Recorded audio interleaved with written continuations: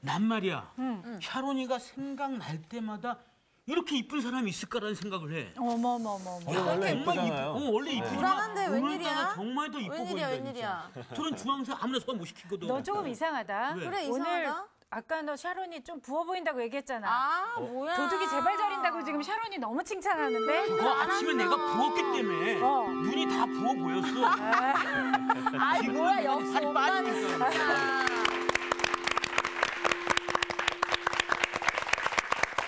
여러분들 안녕하십니까. 안녕하세요. 오늘도 이렇게 또 만나 뵙게 되어서 반갑습니다. 네. 에스겔서 공부해보니까 어때요?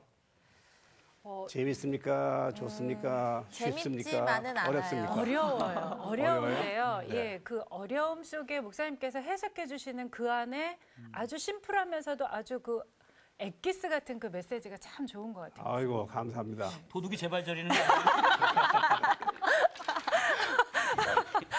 에스겔은 부피가 크니까 그 예언에 그 표현된 양식도 너무 다양해서 네. 예를 들면은 무슨 상징적인 행위도 있었죠. 네.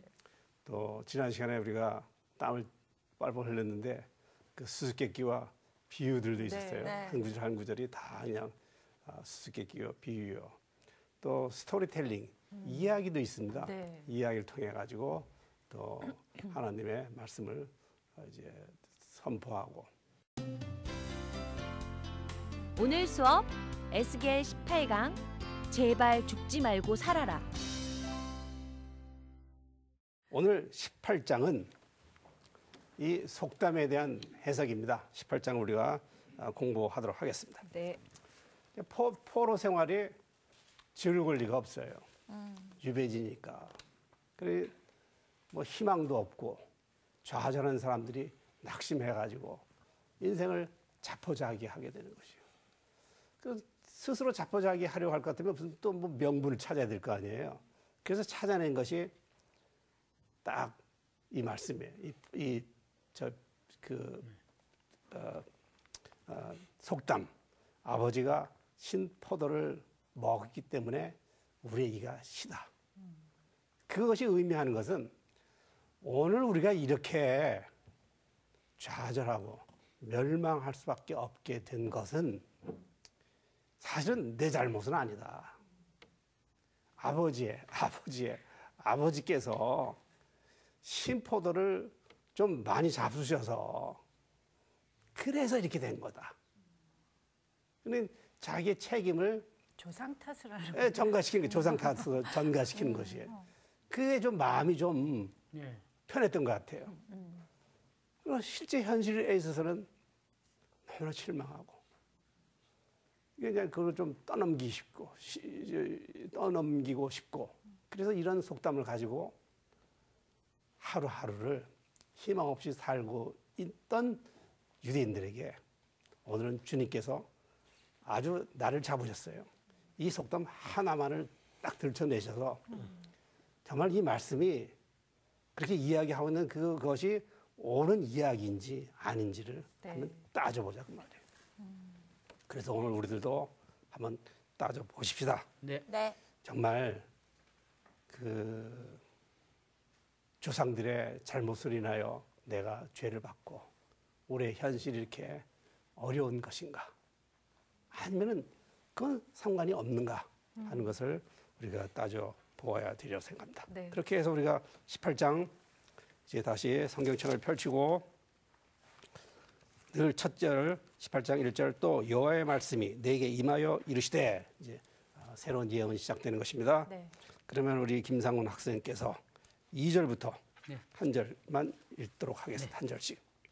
너희가 이스라엘 땅에 관한 속담에 이르기를 아버지가 신 포도를 먹었으므로 그의 아들의 이가 시다고 하면 어찌 됨이냐. 네. 너희가 어찌하여 이스라엘 땅에서 아직도 아버지가 신 포도를 먹었는데 아들의 이가 시다 하는 속담을 입에 담고 있느냐. 이런 번역은 표준 새 번역입니다. 어떤 성경 번역판에서는 죄는 아버지가 짓고 매는 아들이 맞았다 이렇게 번역한 것도 있습니다. 이게 전통신앙이에요. 이렇게 이야기하는 것이 아까 뭐 김상훈 학생이 영적으로 해석해 보아야 되겠다고 했는데 네. 이게 하여튼 당대의 그 유대인들의 그 신앙 자세가 이것이었어요. 네. 이스라엘 백성은 전통적으로 아버지의 죄는 자식 3, 4대까지 전달된다고 믿고 있었어요. 또 성경에도 그렇게 나와 있어요. 예. 특별히 십계명에, 토라에, 율법서에. 또 성경 예를 들어 보시죠. 이제 에가서 5장 7절 말씀을 볼 것 같으면 멸망했을 적에 남유다가 멸망했을 적에 그 슬픔을 노래한 것이거든요. 에가서는 이런 구절이 있습니다. 우리의 조상들은 범죄하고 없어졌으며 우리는 그들의 죄악을 담당하였나이다. 우리가 조상의 죄를 지금 담당하고 있는 것이에요. 어떻게 보면은 참 좋은 믿음이다. 그렇게 생각할 수도 있겠죠. 그런데 하나님께서 오늘 이제 속담을 그냥 지금 이제 예를 드시는 거 아니에요. 그냥 따져보자 하는 것인데 포로 공동체의 다수는 이러한 믿음을 면평으로 삼고 내가 잘못한 것은 아니에요. 국가적 재난과 멸망을 조상 탓으로 돌리는 것이에요. 그러면서도 현실에는 아무런 희망이 없으니까 자포자기하는 생활을 하는 것이에요. 18장에서 오늘 본문은 하나님께서 이 말씀을 택하신 것이에요. 그래서 결론은 그렇습니다. 아니다. 아니다. 의의 하나님, 공의의 하나님, 사랑의 하나님, 생명 주시기를 원하시는 하나님이신데 그렇게 자포자기하고 남 탓하면서 살게 되기를 바라시는 하나님은 절대로 아니다 하는 그 같은 말씀을 지금 하시고자 하시는 것이에요. 3절을 우리가 읽어보도록 하십시다. 3절. 주 여호와의 말씀이니라 내가 나의 삶을 두고 맹세하노니 너희가 이스라엘 가운데서 다시는 이 속담을 쓰지 못하게 되리라. 네, 다시는 이와 같은 속담을 쓰지 못할 것이다. 그러면 쓰면 안 된다 하는 이야기잖아요. 심판은 이미 받았어요. 네. 예루살렘 멸망했어요. 성전도 무너졌어요. 그러나 심판받은 세대들이 현실을 살고 있잖아요. 현실은 답답하고 어렵고 아픔이 있고 좌절 있잖아요. 그래서 사람들은 누굴 탓하고 싶어 하는 것이에요. 그러면 좀 마음이 좀 편안할까 싶어가지고 그냥 탓하는 것이에요. 그게 무슨 탓이에요? 조상 탓하는 것이에요. 남에게 그냥 떠넘기는 것이에요. 그런데 주님께서 선포하셨어요. 절대로 부모님 세대를 비난해서는 안 되고 또 그 윗세대를 비난해서도 안 되고 또 남을 비난해서도 안 되고 어느 누구도 아무런 정당한 사유 없이 네. 그렇게 고난받지는 않는다. 그러니 그런 말을 그것이 여태까지 우리가 그냥 아름다운 믿음의 하나의 고백이다 하고 살아왔을지라도 그렇게 사용해서는 안 된다고 네. 하는 말씀을 하시고 있는 것이에요. 4절 보십시다. 모든 영혼이 다 내게 속한지라 아버지의 영혼이 내게 속함 같이 그의 아들의 영혼도 내게 속하였나니 범죄하는 그 영혼은 죽으리라. 네, 모든 영혼은 모든 사람을 의미하는 것이에요. 모든 사람은 모두 한 사람 빠짐없이 우리 여기 있는 모두 하나님과의 개인적 관계를 통해서 심판받기도 하고 구원받기도 하는 것이죠. 범죄하는 그 영혼은 죽으리라. 그걸 뒤집어 엎으면은 의인은 반드시 살게 돼 있는 것이에요. 범죄하는 영혼은 죽고 의인은 사는 것이에요. 악인과 의인 모두 육체적 죽음을 맞이할 수밖에 없어요. 그게 사람의 본분이니까 사람은 그렇게 죽을 수밖에 없는 것이에요. 부활의 새 생명을 기뻐하고 축하받을 사람은 의인밖에 없는 것이에요. 주님께서는 우리가 살기를 바라시는 것이에요. 이렇게 해서 이제 우리가 이 당대에 좌절했던 유대인 포로들에 대한 하나님의 이제 위로의 말씀이 당대 그 사람들이 신앙적으로 무엇을 잘못 판단하고 있는가, 무엇을 잘못 생각하고 있는가, 무엇을 입으로 잘못 고백하고 있는가 하는 것을 이제 딱 집어내셔서 말씀을 시작하는 것이에요. 그렇게 해서 이제 5절부터 17절까지는 세 그 예를 듭니다. 세 예를. 그래서 그 어떻게 우리가 살아야 될 것인가 하는 것을 보여주는데 이 5절부터 17절에서는 4절에서 선포한 개인의 책임과 자유에 대한 경우를 5절부터 9절, 10절부터 13절, 14절부터 18절 이렇게 보여주고 있는데 우선 이제 박샤론 학생이 5절부터 9절까지를 우리가 긴 구절이지만 읽어보도록 하겠습니다. 사람이 만일 의로워서 정의와 공의를 따라 행하며 산 위에서 재물을 먹지 아니하며 이스라엘 족속의 우상에게 눈을 들지 아니하며 이웃의 아내를 더럽히지 아니하며 월경 중에 있는 여인을 가까이 하지 아니하며 사람을 학대하지 아니하며 빚진 자의 저당물을 돌려주며 강탈하지 아니하며 줄인 자에게 음식물을 내어주며 벗은 자에게 옷을 입히며 별리를 위하여 꾸어주지 아니하며 이자를 받지 아니하며 스스로 손을 금하여 죄를 짓지 아니하며 사람과 사람 사이에 진실하게 판단하며 내 율례를 따르며 내 규례를 지켜 진실하게 행할진대 그는 의인이니 반드시 살리라. 주 여호와의 말씀이니라. 네. 이제 첫 번째 예예요. 첫 번째 예는 어떻게 살아야 할 것인가. 이게 뭐 도덕적이기도 하고 높은 윤리적 그런 행위이기도 하죠. 신앙인으로서 어떻게 살아야 할 것인가 할 때에 객관적으로 볼 때에 아무런 흠이 없는 것이에요. 참으로 하나님 보시기에 성경에 쓰여 있는 그대로 아주 올바르게 살았어요. 그래서 의인이라고 할 수 있어요. 그래서 그걸 이제 쭉 우상 숭배도 하지 아니하고 가난한 사람이 있으면 손을 펼쳐서 잘 돕고 이렇게 칭송받을 만한 의인이랄 것 같으면 그 양반은 어떻게 된다고요? 박샤론 학생 결론이 반드시 살리라. 반드시 사는 것이에요. 무슨 조상이 뭐 죄를 지었느냐, 조상이 뭐 의를 행했느냐 하고는 상관이 없는 것이에요. 내가 어떻게 현재를 살고 있느냐에 따라서 판단을 받는다고 하는 것이에요. 에스겔서에는 이와 같이 개인의 책임을 강조하는 부분이 여기 말고도 3장에도 나타나고 3장에서 우리가 개인의 책임 공부를 했어요. 네. 또 이제 33장으로 가면 똑같은 것이 또 반복돼요. 그리고 이곳에서 나타나고. 다시 이제 결론으로 이야기하면 에스겔은 이렇게 당대의 그 유대인들에게 개인의 책임을 강조하고 있는 것이에요. 예레미야도 개인의 책임을 강조했어요. 예레미야도 똑같은 비유를 이런 비유가 당대에 많이 사용되어졌으니까 이 비유를 들어서 설교를 했어요. 근데 예레미야하고 에스겔의 차이점이 있어요.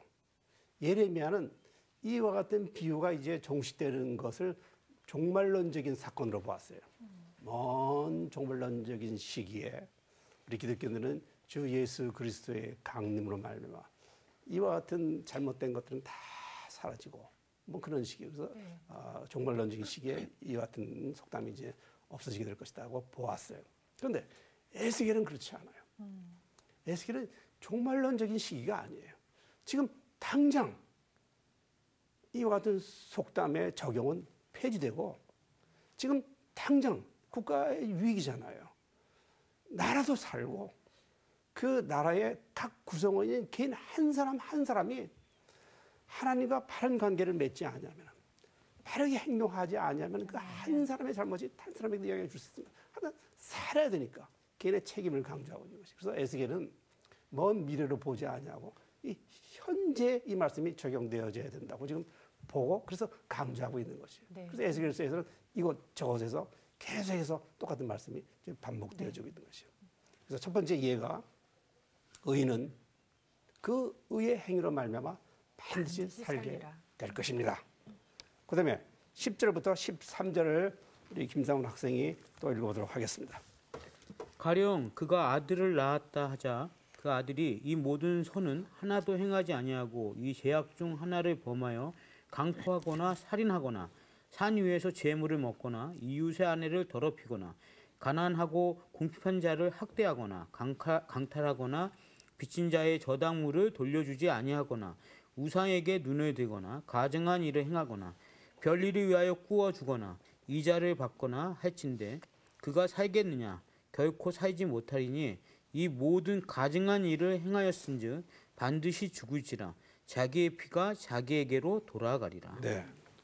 10절 보면 가령 그가 아들을 낳았다 하자. 그래서 이제 아들의 이야기. 아버지는 참 의로우신 분이셨어요. 흠잡을 데가 없으신 분이셨어요. 신앙적으로나 또 사회생활에 있어서나. 그러니까 그는 반드시 살 것이라고 하셨어요. 아들을 낳았어요. 아들이 아버지를 이어받았으면 얼마나 좋겠습니까? 근데 아들은 그러지는 못했어요.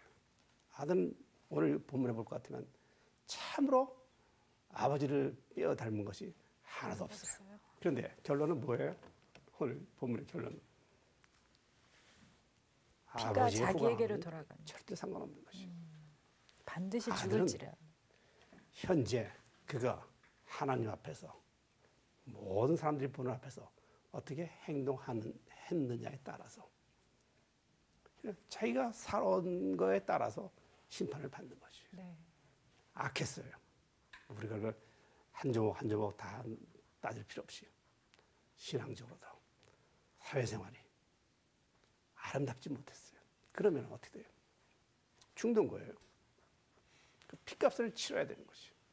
그것이 이제 두 번째 예입니다. 그리고 나서 14절부터 18절까지가 이제 세 번째입니다. 그래서 14절부터 18절까지를 또 읽어보도록 하십니다. 네. 또 가령 그가 아들을 낳았다 하자 그 아들이 그 아버지가 행한 모든 죄를 보고 두려워하여 그대로 행하지 아니하고 산 위에서 재물을 먹지도 아니하며 이스라엘 족속의 우상에게 눈을 들지도 아니하며 이웃의 아내를 더럽히지도 아니하며 사람을 학대하지도 아니하며 저당을 잡지도 아니하며 강탈하지도 아니하고 줄인 자에게 음식물을 주며 벗은 자에게 옷을 입히며 손을 금하여 가난한 자를 압제하지 아니하며 별리나 이자를 받지 아니하며 내 규례를 지켜 내 율례를 행할진대 이 사람은 그의 아버지의 죄악으로 죽지 아니하고 반드시 살겠고 그의 아버지는 심히 포악하여 그 동족을 강탈하고 백성들 중에서 선을 행하지 아니하였으므로 그는 그의 죄악으로 죽으리라. 네. 이제 그래서 이제 아주 의로운 아버지가 계셨었죠. 그 아들이 있었어요. 그리고 그 아들이 또 결혼해서 또 아들을 낳았으니까 이제 그렇게 따지면 이제 3대죠. 3대. 손자로 볼 수 있죠. 그런데 이 손자는 아버지처럼 이렇게 살면 안 되겠다. 할아버지를 본받아야지.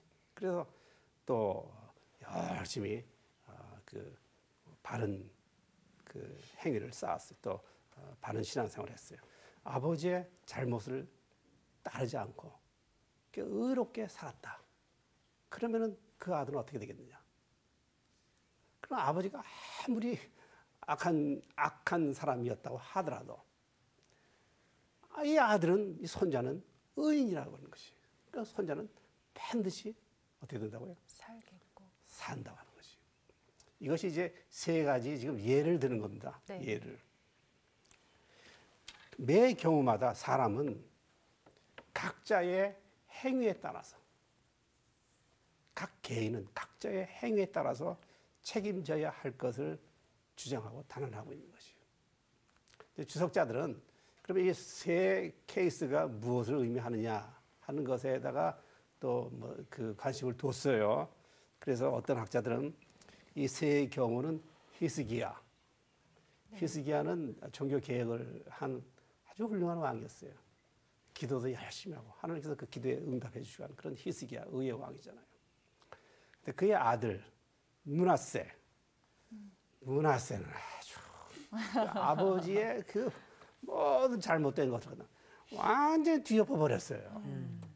그래가지고 상상도 하지 못할 모든 그 우상들을 다 도로 불러들인 장본인이에요. 그래서 참으로 나쁜 왕이었는데 그 아들, 므낫세의 아들, 우리가 지난 시간에 공부했는데 요시야예요. 요시야는 제2의 종교 개혁을 하잖아요. 네. 그래서 그 세 단계를 보여주고 있는 것이다. 뭐 그렇게 표현을 하기도 하고, 아니면은 요시아의 그 아들들이 있었다 그러잖아요. 요시아의 아들들. 그다음에 이제 두 아들이 왕으로 있다가 벌무로 잡혀가기도 하고, 그다음에 이제 손자 시디기야가 또 왕이 되었다가 잡혀가잖아요. 그래서 그 요시아의 그 아들들 두 아들과 시디기야의 그 3단계를 보여주고 있는 것이다. 뭐 이렇게 해석하기도 합니다. 중요한 것은 해석이 어떻든 간에 중요한 것은 이 본문에서 주님은 우리 모두는 우리 조상들의 그 죄나 의의 행위와는 상관없이 지금 여기에서 내가 어떻게 사느냐, 하나님과 무슨 관계를 맺었느냐 하는 것이 중요하다는 것이에요. 네. 그래서 언제 어느 때든지 하나님과 바른 관계를 맺는 그 길만이 살 수 있는 길이다고 하는 것을 지금 주님은 예언자를 통하여 우리들에게 말씀해 주고 계시는 것입니다. 아멘. 그래서 이제 그 세 단계를 설명을 했고요. 8장 이제 18절은 제가 읽어보도록 하겠습니다. 그래서 18절 읽었죠. 그러나 19절, 그런데 18절 19절 너희는 이르기를 아들이 어찌 아버지의 죄를 담당하지 아니하겠느냐 합니다. 아들이 정의와 공의를 행하며 내 모든 율례를 지켜 행하였으면 그는 반드시 살려니와. 요 구절, 요 말씀들은 계속해서 이제 반복이 되어집니다. 그래서 개인의 책임이 강조되어져 있고, 그 개인의 책임이 강조되어져 있다고 하는 것은 하나님과의 바른 관계를 맺고 좀 살아라. 남 탓하지 말아라. 내가 하나님 앞에 지금 어떤 관계를 맺느냐 하는 것이 중요한 것이다 하는 그 어떤 메시지를 우리들에게 주고 있는 것입니다. 20절부터 그 다음에 22절까지 읽도록 하겠습니다. 범죄하는 그 영혼은 죽을지라. 아들은 아버지의 죄악을 담당하지 아니할 것이요 아버지는 아들의 죄악을 담당하지 아니하리니 의인의 공의도 자기에게로 돌아가고 악인의 악도 자기에게로 돌아가리라. 그러나 악인이 만일 그가 행한 모든 죄에서 돌이켜 떠나 내 모든 율례를 지키고 정의와 공의를 행하면 반드시 살고 죽지 아니할 것이라. 그 범죄한 것이 하나도 기억함이 되지 아니하리니 그가 행한 공의로 살리라. 네, 그다음에 24절까지 좀 더 읽겠습니다. 주 여호와의 말씀이니라. 내가 어찌 악인이 죽는 것을 조금인들 기뻐하랴. 그가 돌이켜 그 길에서 떠나 사는 것을 어찌 기뻐하지 아니하겠느냐. 만일 의인이 돌이켜 그 공의에서 떠나 범죄하고 악인이 행하는 모든 가증한 일대로 행하면 살겠느냐. 그가 행한 공의로운 일은 하나도 기억함이 되지 아니하리니 그가 그 범한 허물과 그 지은 죄로 죽으리라. 아멘. 아주 그 위로가 되는 그 강력한 말씀입니다. 다시 이제 19절로 돌아가겠습니다. 19절에서 예언자는 백성들의 전통적 신학에 대해서 사람들은 우리 모두 한 사람도 빠짐없이 다른 사람의 행위에 의하여서 우리가 사는 것은 절대로 아니에요. 그렇게 해서 착각하지 말아라. 내가 사는 것은, 죽는 것은 내 행위에 따른 것이다 하는 것을 그렇게 강조하고 있는 것이죠. 그래서 20절에서도 개인의 도덕적 자유를 천명하고 있는 것이에요. 이것은 당대의 전통적 신앙에 대한 하나의 도전이었습니다. 당대의 전통적 신앙은 율법에서, 십계명에서 반드시 아버지의 죄가 3대 4대 간다고 그랬어요. 더군다나 아버지가 아주 의롭게 잘 사셨으면 자손 대대로 이어서 복 받는다고 그랬어요. 당대에도 그렇고 지금도 그렇고 두 가지 상반되는 입장이 있는데 이 상반된 입장이 때로는 우리의 신앙에 충돌을 가지고 있죠.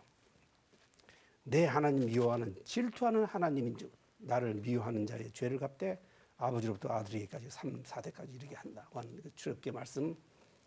또 신명기 24장 16절 말씀 들어보십시오. 아버지는 그 자식들로 말미암아 죽임을 당하지 않을 것이요 자식들은 그 아버지로 말미암아 죽임을 당하지 않을 것이니 각 사람은 자기 죄로 말미암아 죽임을 당할 것이다. 이 신명기 말씀이에요. 당대에도 이렇게 두 가지 상반된 신앙의 입장이 있었던 것이에요. 네. 그래서 어느 한 신앙적 입장만을 그냥 정통으로 내세워서 주장하는 것은 때로 신앙의 바른 모습이 아닐 수 있는 것이에요. 신앙의 모습에는 주장 가운데는 다양함이 있고 그 다양함 가운데 하나의 일치는 예수는 주여 그리스도라고 하는 그 신앙 고백이 있고 성경도 66권이니까 66권의 그 모습이 다양한 것을 볼 수 있어요. 그러나 지금 여기서 당장 한 문제만을 꼬집어냈는데 아버지의 죄 때문에 조상들의 죄 때문에 우리가 죽느냐 하는 것에 대한 그 상반의 입장을 에스겔은 보여주면서 그러나 아니다. 그렇게 해서 너희들이 죽어서는 아니 되는 것이다. 살아야 된다고 하는 그 생명을 우리들에게 지금 불어넣어주고 있는 것입니다. 그 22절, 3절은 참으로 은혜로운 말씀입니다. 22절 그 범죄한 것이 하나도 기억함이 되지 아니하리니 요한일서 1장 9절 말씀 만일 우리가 우리 죄를 자백하면 그는 미쁘시고 의로우사 우리 죄를 사하시며 우리를 모든 불의에서 깨끗하게 하실 것이요 이렇게 말씀드렸죠. 23절 말씀 주 여호와의 말씀이니라 내가 어찌 악인이 죽는 것을 조금인들 기뻐하랴 그가 돌이켜 그 길에서 떠나 사는 것을 어찌 기뻐하지 아니하겠느냐. 예언자들은 이 말씀이 이 전체 예언서의 아주 클라이막스로 보았어요. 네. 사실 클라이막스는 여기가 아니고 저 뒤에 가 있는데 네. 그러나 이 말씀이 정말 죽어져가는 사람들에게 그냥 아주 그냥 삭막하고 죽어져가는 심령을 막 흔들어 깨워서 그냥 살게 하는 그것은 하나님의 복된 구원의 말씀으로 이걸 흥분하지 않냐고서는 이 말씀을 받아들일 수 없는 그런 아주 그냥 영어로 하면 The Great was 아주 위대하신 말씀이라고까지 주석자들은 칭찬하고 있는 것입니다. 인간에 대한 하나님의 바라심과 뜻과 목적이 여기에 나타나 있어요. 그것은 무엇이냐? 하나님은 절대로 심판하여서 죽게 하려고 하는 하나님이 아니시라는 것이에요. 지금까지 우리는 쭉 하나님의 심판에 대해서 공부를 해왔습니다. 그러나 하나님의 그 뜻과 바라심은 무엇이냐? 나에 대한 바라심. 주님, 아버지가 심포도를 먹어서요. 죄가 십니다. 그렇게 하지 말라는 것이에요. 네. 주님께서는 아니다. 아니다. 절대로 아니다. 나와 바른 관계를 맺는다고 할 것 같으면 네. 생명이 소생하게 될 것이다. 하는 그 같은 약속과 또는 용서의 말씀을 지금 선포하고 계시는 것이에요. 신약 성경의 말씀을 이 말씀이 전폭적으로 지지해 주고 있습니다. 들어보십시오. 디모데전서 2장 4절 말씀 하나님은 모든 사람이 구원을 받으며 진리를 아는 데에 이르기를 원하시느니라.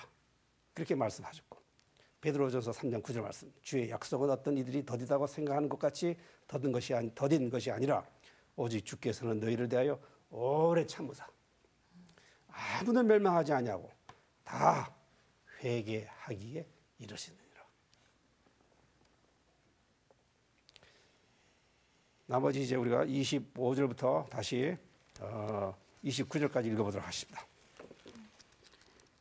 그런데 너희는 이르기를 주의 길이 공평하지 아니하다 하는도다.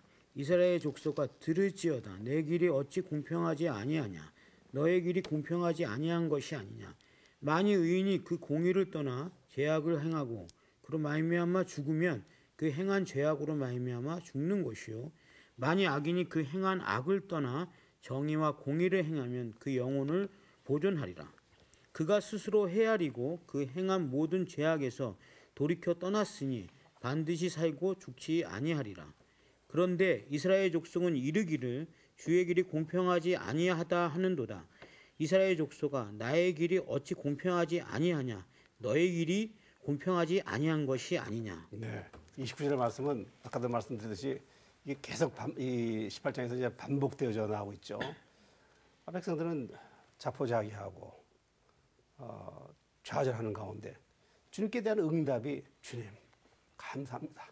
사랑합니다. 뭐 그런 것이 아니라 주님 자신의 그냥 처지를 돌아보니까 너무나 그냥 원망이 있는 것이 짜증도 있고 그런 남 탓하면서 주님 공평하지 않습니다. 다른 사람들은요, 뭐 잘 살고, 뭐 대박 터뜨려서 성공했다 그러는데, 아, 주님, 나는 뭡니까? 왜 이렇게 불공평합니까? 왜 나는 이렇게 죽어야 됩니까?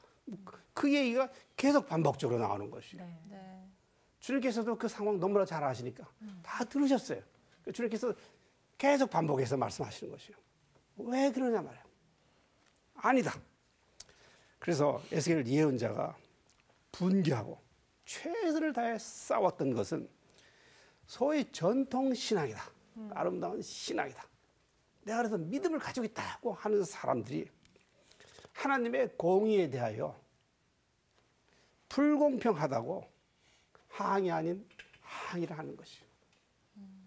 자꾸만 남과 비교를 하면서 자기가 버려야 될 것은 버리지 않고 남에게 그냥 전가시키고 하나님 앞에서는 그냥 주지 않는다고 원망이 많은 것이에요. 에스겔은 그게 아니라는 것이에요. 그래서 지금 강조하고 있는 것이에요. 주의 길이 공평하지 아니하다는 백성의 주장과 항의에는 현재적 고난을 내 잘못과 책임으로 고백하지 않고 다른 사람 혹은 조상에게로 돌리는 개인적 교만과 죄가 숨어 있는 것이에요. 그걸 살짝 숨기고 자기의 죄는 그냥 살짝 숨기고 남 탓하는 것이 얼마나 좋아요. 믿음으로 살짝 숨기고 남 탓하는 것이 영적 교만과 무지에서 벗어나서 이 영적 교만과 무지라는 것은 여기서 이야기하는 게 걸림돌이 되는 것이죠. 내가 걸려서 넘어지는 것이에요. 다른 사람에게 걸려 넘어지라고 해놓은 것이 아니에요. 하나님께서 또 걸림돌을 주신 것도 아니에요. 자기 스스로 걸림돌을 갖다 놓고 자기 스스로 넘어지는 것이에요. 그렇게 해서 코가 깨져서 죽으니까 하나님께서는 아프신 것이에요. 마음이 아프신 것이에요. 그래서 나는 죽는 사람이 죽는 것을 내가 기뻐하는 하나님인 줄 알았느냐 말이야. 심판받고 죽는 것을 보고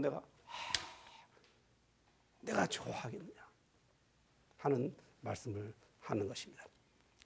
이제 마지막 부분을 읽어보도록 하십니다. 30절, 31절, 32절. 네. 주 여호와의 말씀이니라. 이스라엘 족속아, 내가 너희 각 사람이 행한 대로 심판할지라. 너희는 돌이켜 회개하고 모든 죄에서 떠날지어다. 그리한즉 그것이 너희에게 죄악의 걸림돌이 되지 아니하리라. 너희는 너희가 범한 모든 죄악을 버리고 마음과 영을 새롭게 할지어다. 이스라엘 족속아, 너희가 어찌하여 죽고자 하느냐? 주 여호와의 말씀이니라. 죽을 자가 죽는 것도 내가 기뻐하지 아니하노니 너희는 스스로 돌이키고 살지니라. 네, 이 마지막 결론은 앞부분에서 그냥 위대하신 하나님의 말씀이라고 했던 그 용서와 사죄의 그 선포가 다시 그냥 강조되어지고 반복되어져서 이제 우리들에게 결론으로 주어지고 있는 것입니다. 오늘 말씀 회개를 촉구하는 말씀이 있습니다. 악을 떠난다고 하는 것에 대한 그 반대 급부가 무엇이면 아주 즉각적인 용서가 선포되어지고 있는 것이에요. 누구든지 회개하면 새 생명을 얻을 수 있다고 하나님께서 지금 선포를 하시는 것이에요. 이와 같은 말씀은 에스겔서 이것뿐만 아니라 아까도 말씀드렸듯이 여기저기 있습니다. 우리가 내 스스로를 돌이켜보고 방향을 선회해서 내가 주님을 바라보면서 방향을 주님께로 향하여서 내가 방향을 그러니까 과거에 잘못된 길에서 돌이켜서 주님을 바라보면서 내가 버릴 것을 버리면은 주님께서는 분명하게 그 용서를 아주 약속해 주셨어요. 그리고 동시에 약속해 주신 것이 그다음에 사명도 주시는 것이에요. 파수꾼으로서 또 우리가 어떻게 살아야 될 것인가. 또 주님께서는 그 사명, 이것은 하나님의 정말 축복이라고 할 수 있는 것이에요. 그래서 너희는 돌이켜 회개하고 모든 죄에서 떠나라. 하나님께서는 지금 권면도 하시고 명령도 하시는 것이에요. 너희는 너희가 범한 모든 죄악을 버리고 마음과 영을 새롭게 하라고 또 31절에서도 계속해서 강조하고 있는데 11장 19절에서 에스겔에서 그런 말씀이 있네요. 내가 그들에게 한 마음을 주고 그 속에 새 영을 주며 36장 26절에서는 또 새 영을 너희 속에 두고 새 마음을 너희에게 주되. 빌립보서 2장 12절 이하에 있는 말씀. 그러므로 나의 사랑하는 자들아 너희가 나 있을 때뿐 아니라 더욱 지금 나 없을 때에도 항상 복종하여 두렵고 떨리는 마음으로 너희 구원을 이루라. 너희 안에 행하시는 이는 하나님이시니 자기의 기쁜 뜻을 위하여 너희에게 소원을 두고 행하게 하신다 하는 말씀입니다. 또 에베소서 말씀. 너희는 유혹의 욕심을 따라 썩어져가는 구습을 따르는 옛사람을 벗어버리고 오직 너희의 심령이 새롭게 되어 하나님을 따라 의와 진리의 거룩함으로 지으심을 받은 새 사람을 입으라 하고 했어요. 아멘. 자, 마음과 영을 새롭게 하여라. 하나님께서는 우리를 살리시는 하나님이시고 또 살기를 원하시는 하나님, 또 사는 것을 볼 때에 기뻐하시는 하나님이라고 그러셨습니다. 그러면은 내가 할 수 있는 일은 뭐가 있습니까? 질문하면 사람들은 갑자기 당황합니다. 지난번 지난 공부 때 목사님께서 하셨던 말씀이 기억이 났어요. 예. 하나님과의 올바른 관계를 위해서 우리가 할 수 있는 일은 무엇이냐라고 질문하셨던 적이 있었는데 네. 그때 목사님께서 사실은 우리가 할 수 있는 것은 아무것도 없다. 예, 그냥 은혜로만 할 수 있다라는 말씀을 하셨던 예, 그렇습니다. 것이 기억이 아주 나는데. 기억을 아주 잘하셨습니다. 네. 근데 이제 이 대목에 와서 네. 내가 할 수 있는 일은 무엇일까? 회개요. 아무것도 없습니다. 회개요. 아무것도 없습니까? 회개, 돌이킴. 하나 있습니다. 예. 어. 여기서 강조하는 것은 돌아서라. 돌아서라. 지금 당신이 짝해서 좋아서 발을 들여 넣어서 사는 것은 그것은 좋은 것이 아니다. 결별해야 되는 것이에요. 내가 선포를 해야 되는 것이에요. 하나님은 그걸 원하시는 것이에요. 하나님, 나는 정말 주님 사랑합니다. 그러니 제가 이제 돌아서겠습니다. 결단은 있어야 되죠. 결단. 그렇죠. 네. 아멘. 하나님께서 그냥 계속 잡아다가 끌어넣는데 그럼 또 도망가고 네. 또 도망가고 하나님께서 자꾸 말씀하시는 것이에요. 사랑하는 아버지처럼 때리기도 하시고 하나님께서요 눈물을 흘리시면서 애걸복걸도 하고 그러지 말아라 그러지 말아라.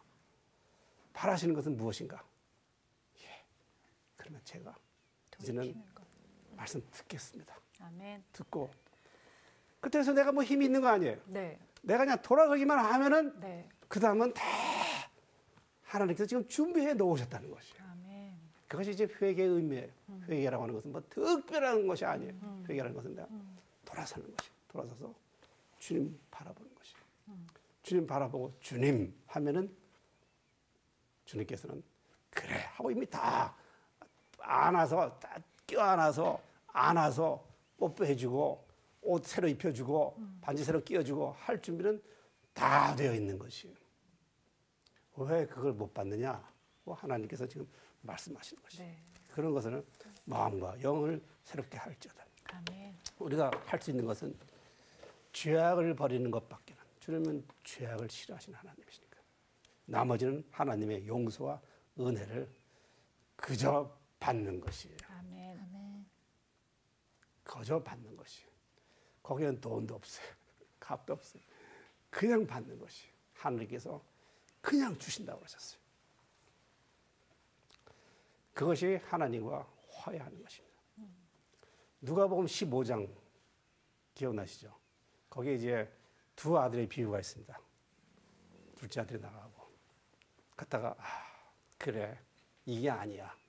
그래서 방향을 선회했습니다. 아버지께로 돌아오니까 아버지가 이미 기다리고 있었어요. 아버지는 둘째 아들이 회개했기 때문에 아버지가 용서해 주신 것은 아니에요. 아버지는 이미 나가는 순간부터 이미 아들을 기다리고 계셨어요. 네. 우리 아들 온전히. 근데 아들이 돌아오는 것을 보았어요. 그래서 아버지가 가서 껴안았어요. 그게 하나님의 사랑이에요. 우리를 살게 하시는 하나님. 야, 풍악을 울려라. 잔치를 벌리자. 첫째 아들이 밭에 나갔다 돌아왔어요. 그래서 아버지에게 뭐라 합니까? 아버지. 하면서 아버지에게 원망하는 것이에요. 내가 평생을 아버지를 위해서 살았지만 아버지는 친구들하고 나눠 먹으라고 이렇게 좀 짐승 한 마리 안 잡아주시더니 이게 재산 다 낭비한, 탕진한 이 자식, 이 죄인, 이 탕자, 이것을 위해서 아버지 그렇게 하십니까? 아버지가 얘야, 너의 형제 아니냐? 이렇다가 내가 찾았지 않느냐? 우리가 기뻐할 것밖에 무엇이 더 있느냐? 들어가자. 함께 기뻐하자. 그런데 첫째 아들이 그걸 받아들였어요? 아니요. 거부했어요. 반대하는 거예요. 못 들어가겠습니다. 비유에서 아버지는 하나님을 상징하는 것입니다. 우리 하나님 아버지, 용서해 주시는 하나님, 준비해 놓고 기다리시는 하나님, 그리고 새로운 사명감을 주시는 하나님의 모습을 이 성경 말씀이 보여주고 있는 것입니다. 33장 에스겔서 33장 11절 말씀 똑같은 말씀인데 들어보십시오. 주 여호와의 말씀이니라. 나의 삶을 두고 맹세하노니 나는 악인이 죽는 것을 기뻐하지 아니하고 악인이 그의 길에서 돌이켜 떠나 사는 것을 기뻐하노라. 이스라엘 족속아 돌이키고 돌이키라. 너희 악한 길에서 떠나라. 어찌 죽고자 하느냐. 이렇게 주님께서 말씀하셨다고 이야기하고 있는 것이죠. 그리고 결론의 말씀이 제발 죽지 말아라. 살아라 하는 것이 오늘 그 결론의 말씀이 되는 것입니다. 오늘 에스겔 공부 마치도록 하겠습니다. 여러분들 열심히 사십시오. 감사합니다. 감사합니다.